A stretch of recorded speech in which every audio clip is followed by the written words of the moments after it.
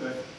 We're going to try to keep the questions to one or two at a certain time on here. We're going to the next witnesses so that we can keep moving. Senator Dismay. It's actually me, Senator. I didn't think I saw Senator Dismay. Senator Mark Johnson. Thank you, Mr. Chairman. Thank you for the opportunity to ask questions since I'm not a member of the committee. Professor Steinbach, is there a right to privacy in the Constitution? According to the U.S. Supreme Court, the answer is yes. Okay, and I don't want to get into the Roe v. Wade side of that, but there have been some other instances where that has been seen, and it's even maybe in the Fourth Amendment and some other things too. I think where we are on this whole thing, and without getting into the weeds of what you heard the first hour and a half, you hear, I think, or I understand, or I've been told by the CDC, or whatever your source, whatever you're ascribing to be factual, people are operating from their opinion of how they interpret what they have heard or been told.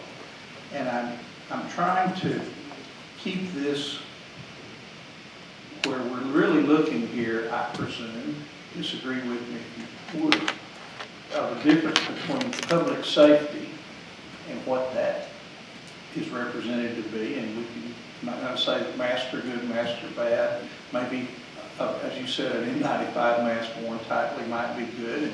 And many places I go that have people wearing masks that are down under their nose, I'm going to say that's probably not the good one. But nonetheless, we're still talking about public safety versus individual freedom. Is that not correct?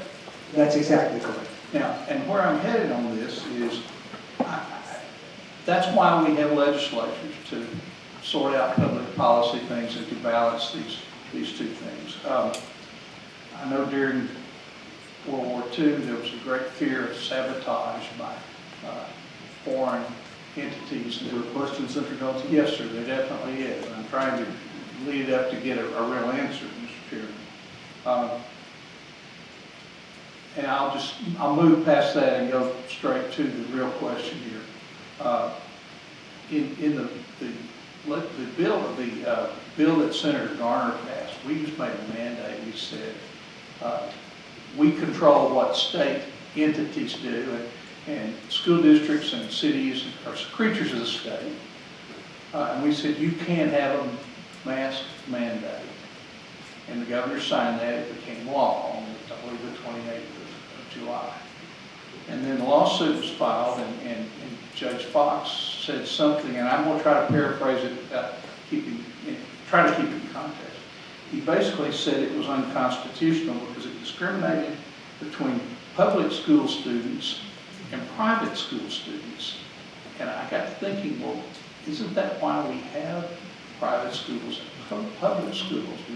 I don't even go back to the 60s and talk about school prayer, but I would think that Catholic schools have slightly more privileges on school prayer than public schools. But could you speak on how we balance that vis-a-vis this issue at hand, and that is whether or not an actor of some stage, either direct governmental or indirect governmental, could mandate a vaccine, a mask, or anything else of its employee?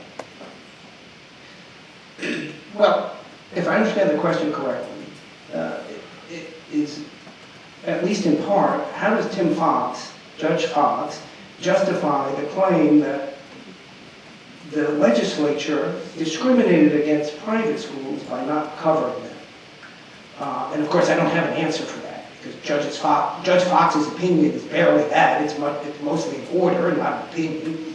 And what few words of explanation are provided therein would require a level of competence in the law well beyond mine, or well below, one of the two.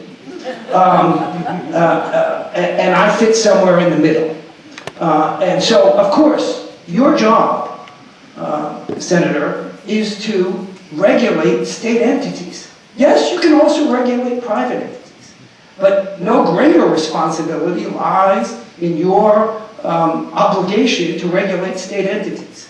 And indeed, you were, I don't believe still are, but were on the education committee. So you regulate educational entities. Your decision to regulate those that are public is 100% constitutional. And the claim by Judge Fox that it wasn't is 100% wrong. Thank you, Professor. Thank you, Mr. Chairman.